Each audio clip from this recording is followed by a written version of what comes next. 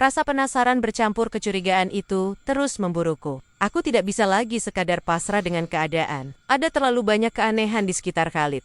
Terlalu banyak pertanyaan yang tak terjawab. Aku harus mencari tahu demi kewarasanku sendiri. Villa mewah ini, yang seharusnya menjadi istanaku, kini terasa seperti sangkar yang menyembunyikan rahasia gelap.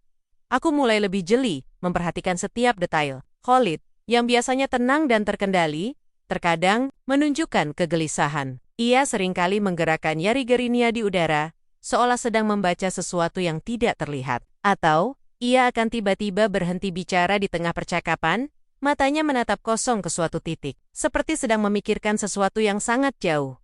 Salah satu hal yang paling membuatku curiga adalah frekuensi ia menghilang. Bukan menghilang dari rumah, tentu saja, karena ia selalu ditemani sopir atau pengawal. Tapi ia seringkali pergi keluar kota, bahkan terkadang ke luar negeri, dengan alasan urusan bisnis yang mendadak. Ia tidak pernah menjelaskan detailnya, hanya mengatakan, "Penting." Setiap kali ia pergi, ia akan terlihat lebih tegang, dan kembali dengan wajah yang lebih lelah. "Kemana Tuan Khalid pergi?" tanyaku suatu kali pada salah seorang pelayan yang sudah cukup lama bekerja di sana.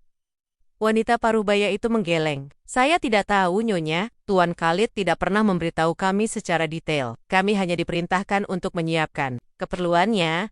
Jawaban itu hanya semakin memperkuat dugaanku. Ada yang tidak beres. Seorang konglomerat buta yang melakukan perjalanan bisnis mendadak tanpa detail jelas, itu sangat mencurigakan. Panggilan telepon misterius yang ia terima juga semakin sering. Aku pernah sekali, tidak sengaja, mendengar sedikit dari percakapannya. Suaranya sangat pelan, namun ada kata-kata yang menonjol dan menarik perhatianku. Kata-kata seperti laporan, keamanan, dan penyelidikan. Semuanya terdengar seperti sesuatu yang serius, jauh dari percakapan bisnis biasa.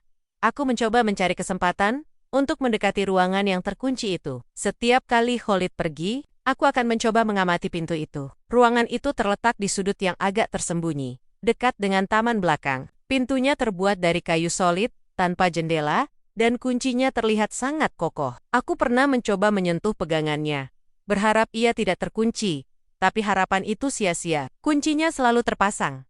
Suatu sore, aku sedang berjalan di taman, memikirkan semua keanehan ini. Tiba-tiba, aku mendengar suara langkah kaki dari semak-semak di belakangku. Aku menoleh cepat, tapi tidak ada siapa-siapa. Jantungku berdebar kencang. Apakah ini hanya perasaanku?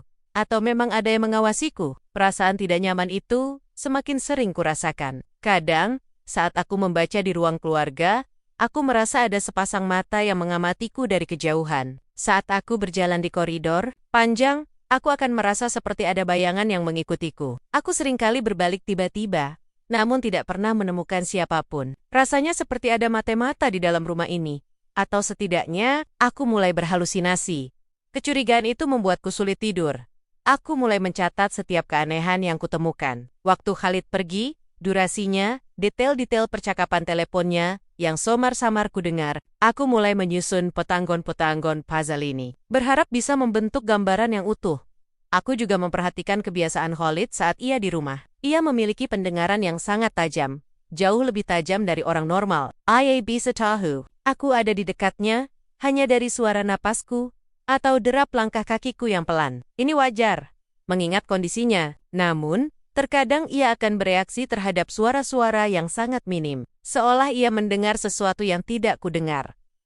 Pernah suatu malam, aku tidak sengaja menjatuhkan sebuah buku di kamar. Suaranya tidak terlalu keras. Khalid, yang saat itu sedang tidur, langsung terbangun. Matanya terbuka, menatap ke arahku. "Ada apa?" tanyanya. Suaranya terdengar waspada. Reaksinya terlalu cepat, terlalu tajam untuk seseorang yang buta dan baru terbangun dari tidur.